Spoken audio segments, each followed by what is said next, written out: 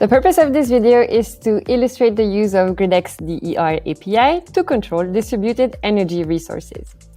The idea is to enable a third-party user to control distributed energy resources behind our grid boxes using the API and the grid box as a control gateway.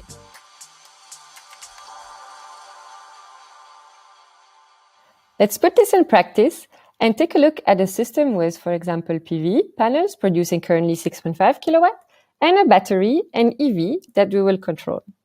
So we can use for that a simple Python script, for example. The first step is to determine to which cluster the different DERs on this grid box belong to. The cluster in this case is given by the system UUID. We then need to get the ID of the different DERs in the cluster, and for that, we can simply put a GET request to our DER API requesting the list of appliances. This gives us the following response.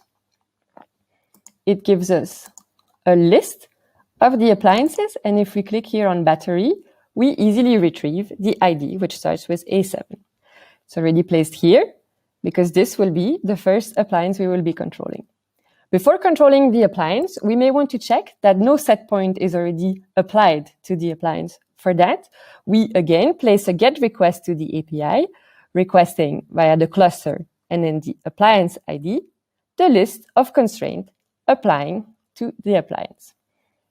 This constraint list can be retrieved here, and if we take a look at the first constraint, we can see that it provides us with the max energy of the battery. So this is actually the battery informing us of its capacity.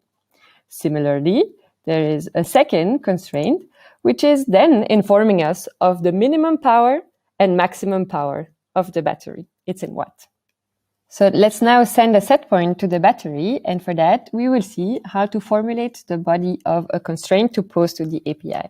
The body of the constraint or of the set point needs to contain the time at which the constraint is created, the time at which it is invalid, an ID for the constraint so that we can retrieve it later, the power level we want to apply, in this case 1.5 kilowatt, and then the priority of the constraint. And we then post such a request to the API, specifying again the cluster ID, the appliance ID, and the body that we just defined. So let's do this. And we can retrieve the constraint list that is now applying to the battery. So if we take a look at the constraint list, we see we have a new constraint here with a power level of 1500. And the battery is now charging with 1.5 kilowatt. We may want to delete the constraint or the set point we just sent to the appliance. And for that, we post a delete request to the API, and we specify the constraint ID for it. One more interesting feature of this DER API is the concept of priorities. Priorities actually enable you to distinguish coexisting constraints. So if you have two set points that want to apply to the same DER at the same time, they will be distinguished by their priority level. We will illustrate this with the EV. I will set two constraints, one charging with 11 kilowatt, one charging with 4.4 kilowatt. The first one has a priority of 1 and the second one a priority of 2. What will happen is that the highest priority constraint will apply until it expires, so after 20 seconds. And then, because the second constraint with the lower priority has a longer validity period, it will actually automatically switch back to this value. Let's see this.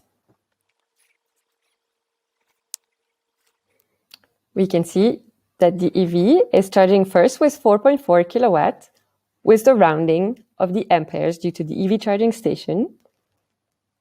And then it switches to the closest it can to 11 kilowatt.